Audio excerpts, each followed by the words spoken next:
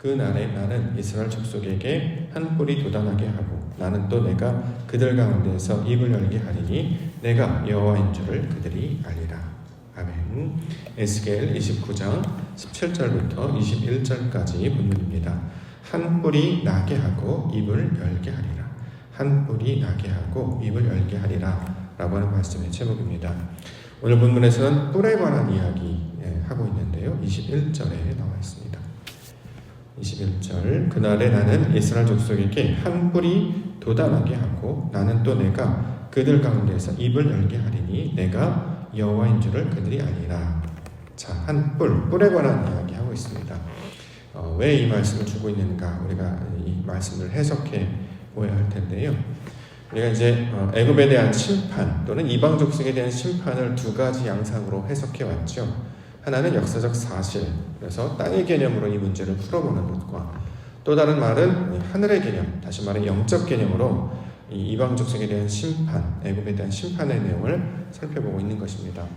특별히 우리가 영적인 내용들 조금 더 집중하여서 주목하여서 이 내용들을 살펴보고 있는데요. 그러면 이방 족속에 대한 심판과 애굽에 대한 족속에 대한 심판은 이스라엘 안에 있는 교만함, 그런 무지함, 가증함들을 하나님께서 잘라내고 제거하셔서 거룩하고 성결한 백성으로 만드시는 하나님에 관한 사역으로 우리가 이 내용들을 받고 있습니다.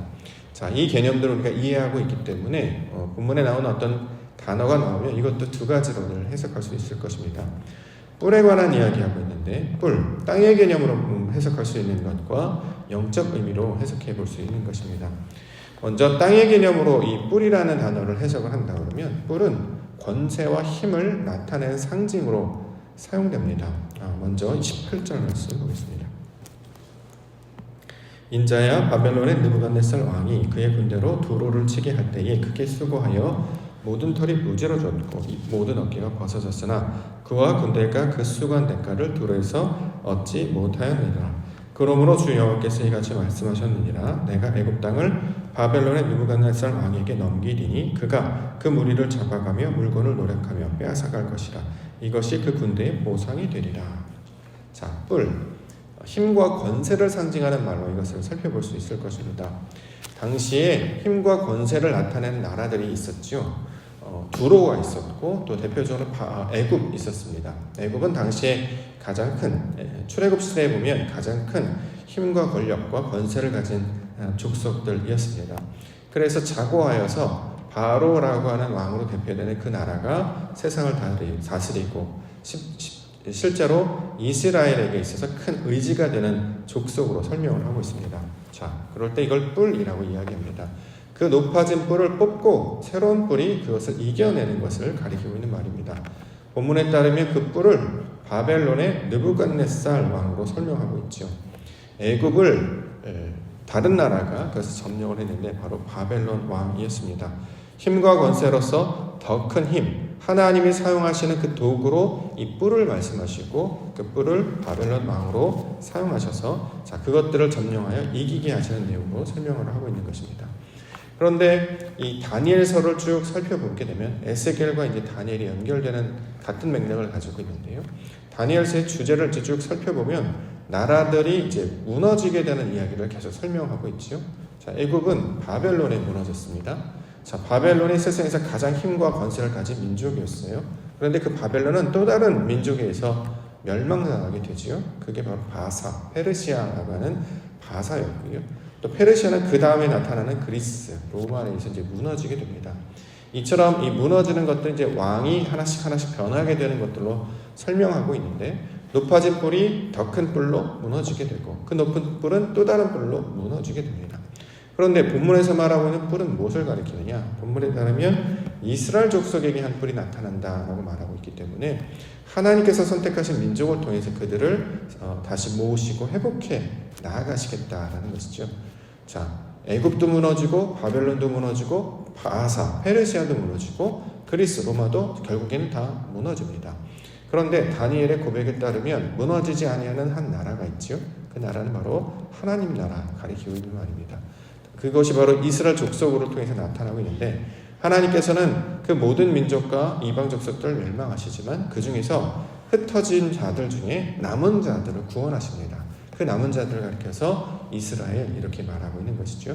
그러므로 여기서 가장 먼저 우리가 설명할 수 있는 그 세상 사람들이 생각하는 힘과 권세, 그 상징으로 나타나는 그 모든 권세들을 하나님께서 이기시고 마침내 이스라엘 민족들을 회복시키시고 세우심으로 말미암아 하나님의 백성들을 온전케 하시는 것, 이것을 한 뿔을 세우겠다, 한 뿔을 도단하게 하겠다라는 말씀으로 우리 가운데 주고 있는 것입니다. 자, 이것을 조금 더 우리가 이제 이해를 해본다 그러면 이 뿔을 영적인 개념으로도 우리가 해석할 수 있습니다. 실제로 뿔은 광채 또는 광선의 의미를 가지고 있기도 하기 때문입니다.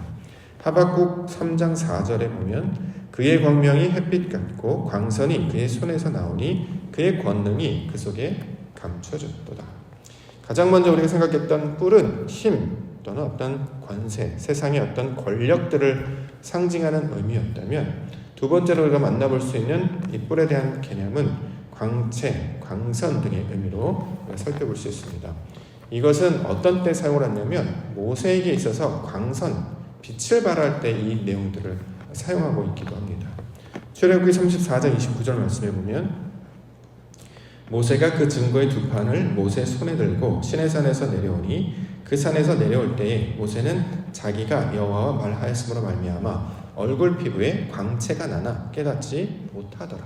자, 빛이 나는 모양, 광천, 광채가 나는 모양을 뿔이라는 단어로 설명을 했는데요. 이 뿔은 같은 의미의 단어로 다른 의미로도 사용을 하고 있다라는 거죠.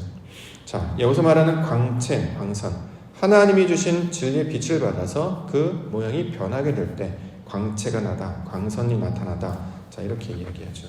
신약에서는 변화선에서 그 모양이 바뀌는 것, 빛이 나서 완전히 바뀌는 것으로 그 말씀들을 살펴볼 수 있습니다. 왜 이렇게 광선, 광채가 나느냐? 말씀 때문이다라는 거죠. 신명기 33장 2절 그가 일렀으되 여호와께서 시내산에서 오시고 세일산에서 일어나시고 바란산에서 비추시고 1만 성도 가운데 강림하셨고 그의 오른손에는 그들을 위해 번쩍이는 불이 있도다. 자, 빛이 나는 이유, 광채가 나는 이유는 바로 말씀을 받았기 때문이다라는 것입니다. 자, 이 뿔이 나다라고 하는 것을 우리가 영적 의미로 말씀을 받는 자, 빛이 임하는 자, 하나님의 진리에 가진 자가 될 때에 이것을 광채가 나다, 광선이 나타나다 이런 말로 받을 수 있는 것이고, 이것이 바로 모세를 통해서 적용하고 있는 것이죠. 그래서 우리 모세라고 하는 작품, 우리 현대나 뭐 중세나 이런 시대 때 모세 조각상을 우리가 가끔가다 이제 이미지나 어떤 관광지나 이런 데 볼 때 나타나는 걸 볼 수 있습니다. 그러면 모세를 표현할 때 항상 그리는 것이 모세 뿔을 함께 그려요. 그걸 아마 보신 분들도 있을 텐데요. 미술사를 보시게 되면 모세를 그릴 때 항상 뿔을 그립니다. 자, 이 뿔은 무슨 뜻이냐면 우리가 생각하는, 사람들이 생각하는 그런 뿔의 모양이 아니라 빛이 일어나는 모양 있죠. 그러니까 빛이 이렇게 휘감아 갔을 때 화르르 이렇게 탈 때 이 모양을 예술가들은 뿔이 나는 것처럼 이렇게 묘사를 했습니다. 실제적으로는 그 뿔에 대한 묘사는 머리에 어떤 그런 눈에 보이는 그런 어떤 도두어지는 그런 걸 가리키는 말이 아니라 광채가 나는 모양인데, 그것이 마치 뿔이 나는 모양과 닮았다고 해서 그렇게 그리고 있는 것이죠. 어떤 뿔이 나는 것을 우리가 이 땅의 개념으로 살펴볼 때 그것을 힘으로 생각한다고 보면, 저는 이제 늘 그 바이킹 족속들 생각해요. 모자 쓰고 다니는데 머리에 이제 뿔 날린 모자 쓰고 다니죠. 그걸 쓰면 되게 힘 있어 보이고 대단해 보이고 하여튼 이런 모양으로 이제 사용하게 되는데, 그건 이제 땅의 개념이고, 영적인 개념, 성경의 개념은 뿔이 나다라고 하는 것은 진리의 빛을 받아서 말씀을 가지게 된 상태를 가리키고 있는 말입니다. 그래서 이스라엘 족속 가운데 뿔이 돋아나게 하겠다라고 하는 것은, 자, 말씀을 가지지 못하여서 지금 이방 민족이나 다른 민족에게 점령을 당하고 심판을 당하고 있는 것 아니겠습니까? 그렇기 때문에 하나님께서 다시 그들에게 말씀을 보내주셔서 그들 안에 말씀의 씨가, 말씀의 나무가 자라게 하심으로 다시 하나님의 빛을 비추는 하나님의 거룩한 백성으로 만드시겠다라고 하는 내용이 이 뿔이 돋아나게 한다라는 의미가 될 것입니다. 하나님의 백성들이 되는 가장 큰 특징이라고 하는 것은 바로 그 말씀을 내가 가지고 있느냐 가지고 있지 못하느냐 이것이 된다라는 거죠. 능력과 권세는 어디에서 옵니까? 사람의 힘, 사람이 가지고 있는 지식에서 오는 것이 아니라 하나님이 주신 그 말씀을 가지고 있을 때에 이것을 권능, 권세라고 말하고 있기 때문입니다. 그래서 우리가 지난 주일날 예수님의 가르침을 우리가 받아야 하는 이유, 우리가 이것을 가지고 있어야 되는 것은 예수님의 가르침이 권능이 있어서, 권세가 있어서 하나님의 뜻이 무엇인지를 알게 하시는 것이기 때문에 이것을 가르침을 갖는 것으로 우리가 설명을 하고 있습니다. 그러므로 이 뿌리 돋아나게 하겠다라고 하는 것은 이처럼 하나님의 말씀을 우리 심령 가운데 새겨주심으로 말미암아 이전에 잊어버리고 사라졌던 그 말씀이 다시 우리 심령 가운데 회복되게 하시는 일을 가리키고 있는 말씀입니다. 이전에는 자신의 생각만 가지고 살고 있었습니다. 자신의 정욕, 안목의 자랑, 이생의 자랑 이런 것만을 가지고 살고 있었습니다. 그런데 예수 그리스도의 복음으로 말미암아 하나님 나라의 선포로 말미암아 우리가 아버지의 말씀을 진리로 가지고 있을 때 이것을 뿌리 돋아나게 한다. 이건 이제 글자적인 말이고 의미로는 광채가 나다, 광선이 돋아나게 하다. 다른 말로는 영광이라는 말로도 설명을 하고 있는 것입니다. 이렇게 심판 중에서도 긍휼을 잊지 마옵소서라고 했던 그 하박국의 기도의 내용이 무슨 뜻이냐면 모든 것들을 진멸하시되 우리 안에 하나님의 뜻은 세워지게 하셔 주시옵소서. 육신의 것은 다 사라지게 되고 사람의 어떤 의지나 경험과 욕심들은 다 사라지게 되고 하나님의 거룩한 뜻만이 우리 안에 남아지게 되는 것을 가리키고 있는 말로 설명을 하고 있습니다. 자, 이처럼 하나님께서 이스라엘 가운데 뿌리 돋아나게 하셔서 입을 열게 하신다 이렇게 이야기하죠. 자, 뿌리 돋아나게 하다. 말씀을 우리 가운데 주셔서 하나님의 진리의 말씀을 가지고 있는 것입니다. 그러면 어떻게 되냐? 입을 열게 하신다라는 거죠.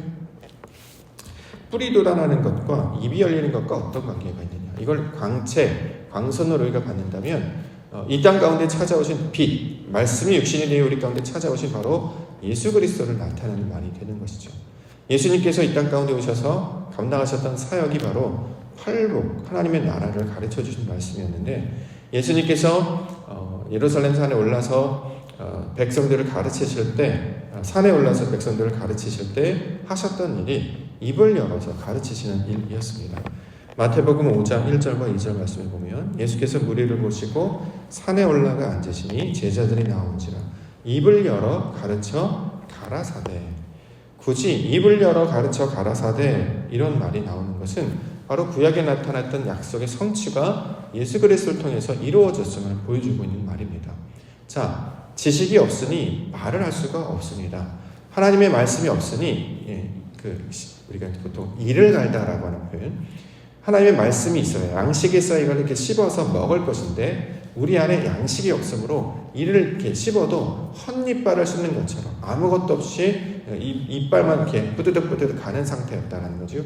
그런데 예수님께서 우리 안에 하나님의 진리의 말씀을 이렇게 넣어주시는 거예요. 전해주시는 것입니다. 가르쳐 주셨습니다. 그러므로 이제 그 양식을 먹고 마심으로 말미암아 하나님의 거룩한 백성과 살아가게 되는 것을 가리키고 있는 말이죠. 그래서 뿌리 돋아나게 해서 입을 열게 하시다라고 하는 것은 하나님의 거룩한 백성들로 그 가운데 말씀을 주셔서 진리의 백성들로 살아나게 하시겠다. 하나님의 거룩한 백성이 되게 하시겠다. 우리가 주일날 표현에 따르면 하나님의 나라가 되게 하시겠다라는 말씀의 뜻이 들고 있는 것입니다. 요엘서 2장 27절과 28절에 그런즉 내가 이스라엘 가운데 있어 너희 하나님 여호와가 되고 다른 이가 없는 줄을 너희가 알 것이라. 내 백성이 영영이 수치를 당하지 아니하리로다. 그 후에 내가 내 신을 만민에게 부어주리니 너희 자녀들이 장래일을 말할 것이며 너희 늙은이는 꿈을 꾸며 너희 젊은이는 이상을 볼 것이다. 사도행전 가운데 하나님의 성령이 임하신 이후에 그 요엘의 말씀이 이루어지는 것을 성취되는 것을 보여주셨죠. 그래서 입을 열어 그들이 말하기를 시작했다. 특별히 하나님 나라의 큰일을 말하기를 시작했다라고 할 때 이 말씀의 성취를 보여주고 있는 말이 되고 있습니다. 자, 이처럼 하나님께서는 심판의 7개의 말씀들을 쭉 설명해 가시면서도 중간중간에 아버지 뜻이 무엇인지, 목적이 무엇인지를 늘 일깨워서 붙잡고 있게 해주셨다는 거죠. 심판 그 자체가 목적이 아니다라는 것입니다. 우리를 낮추시고 인간적인 생각들을 다 제거하시고 하나님의 뜻만을 채워넣으심으로 우리를 회복시키시고 온전케 하시는 일, 이 일을 오늘 본문에서는 한 뿔이 나게 하고 입을 열게 한다 이렇게 이야기하고 있습니다. 그러면 이 말씀 우리 가운데 적용을 해본다고 하면요, 자, 우리가 단순히 말씀을 붙잡고 살게 하여 주시옵소서 해서 조금 더 나아가서 기도적으로 산다고 하면 결국 하나님의 마음을 품게 하는 일, 이것을 적용해서 우리가 받을 수 있을 것입니다. 맞죠? 하나님의 마음을 잃어버렸잖아요. 지식을 잃어버리고 마음을 잃어버렸기 때문에 우리의 마음을 이방 족속에게 빼앗겼죠. 그런데 하나님께서 회복시키신다면 다시 우리의 마음이 하나님 나라가 되고, 사도 바울의 표현에 의하면 하나님의 마음이 내 마음이 되는 것, 다시 말해 예수 그리스도의 마음을 품는 것으로 설명하고 있습니다. 빌립보서 2장 5절부터 너희 안에 이 마음을 품으라. 곧 그리스도 예수의 마음이니 그는 근본 하나님의 본체시나 하나님과 동등됨을 취할 것으로 여기지 아니하시고 오히려 자기를 비어 정의 형체를 가져 사람들과 같이 되었고 사람의 모양으로 나타나셨으니 자기를 낮추시고 죽기까지 복종하셨으니 곧 십자가에 죽으심이라. 자, 자기가 죽지 않아서 이방 족속에게 심판을 당했는데 이제 그것들 다 물리치시고 하나님의 마음을 우리 가운데 부어주십니다. 그러면 이제는 우리가 사는 것이 아니고 그리스도를 믿는 믿음 가운데 살아가는 것, 다시 말해 예수 그리스도의 마음으로 살아가는 것, 나를 낮추고 겸손히 여겨서 하나님의 말씀을 그것 가운데 나의 생각과 몸을 드리는 일, 이것이 바로 하나님께서 하시는 궁극적인 구원의 사역의 내용으로 설명하고 있습니다. 따라서 이것이 복음이 되는 것이죠. 오늘도 그 기쁨의 소식을 붙잡고 하나님이 하실 그 약속의 말씀을 붙잡고 사는 백성이 되어질 때 이것을 이스라엘의 우리 회복의 말씀으로 우리 붙잡게 해주실 줄 믿습니다.